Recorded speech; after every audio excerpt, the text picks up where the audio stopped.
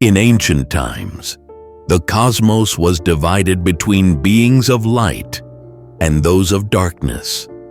The Devas, celestial gods, ruled over Swargaloka, the heavenly kingdom.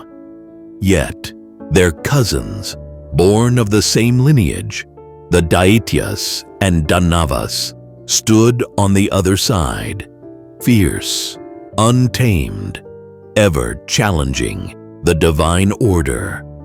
One day, the skies trembled and Swargaloka fell.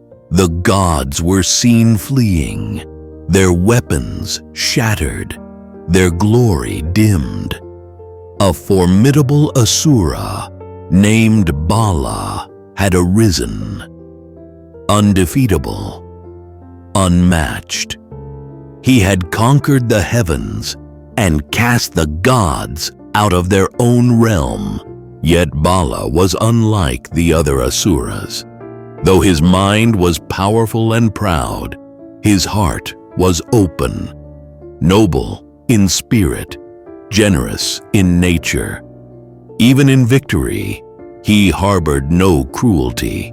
He allowed the vanquished gods to live, offering his support whenever they wished to perform a yagna, an ancient ritual of fire and transformation. That innocent promise would become the seed of his fall. The gods gathered in secret.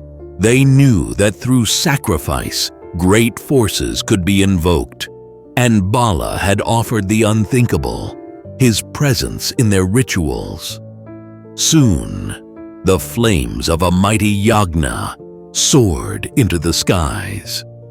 Chants echoed through the heavens. As the sacred fire raged, the gods returned to Bala, not with weapons, but with a request, a final plea that required the greatest offering. What followed was a moment of silence that thundered louder than war. Bala, true to his word, walked into the fire, and with that, the heavens rejoiced. The gods had reclaimed their throne. Bala, the mighty, was gone. The celebration erupted like a monsoon. Laughter filled the skies. But then, a cry rang out. The fire, once red, now shimmered with color. From the ashes of the asura, a miracle began to unfold. His body did not crumble. It transformed. Bone turned into crystal. Flesh gleamed with liquid light. His blood shimmered like rubies. His eyes, now resting on the earth, sparkled like sapphires. Pearls dropped from his teeth. Emeralds glowed from his bile. From his nails and skin, from his breath and voice, came forth stones of every hue. From the flames of sacrifice, beauty was born. A voice from the heavens revealed the truth.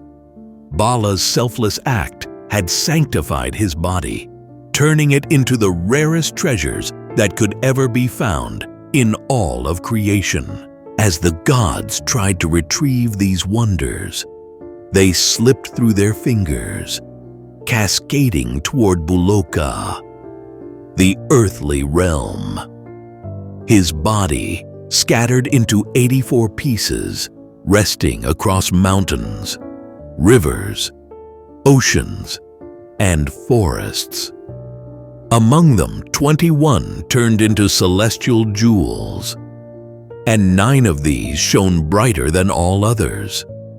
Diamonds from his bones, rubies from his blood, emeralds from his bile, sapphires from his eyes, pearls from his teeth, topaz from his skin, garnets from his nails, corals from his innards, and cat's eye from the echo of his voice.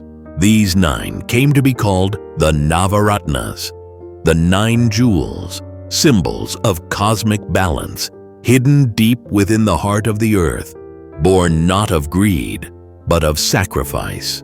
True power lies not in conquest, but in compassion. True wealth is not what we hoard, but what we give. Even the mightiest fall, but when they fall with grace, they leave behind a light that never dies.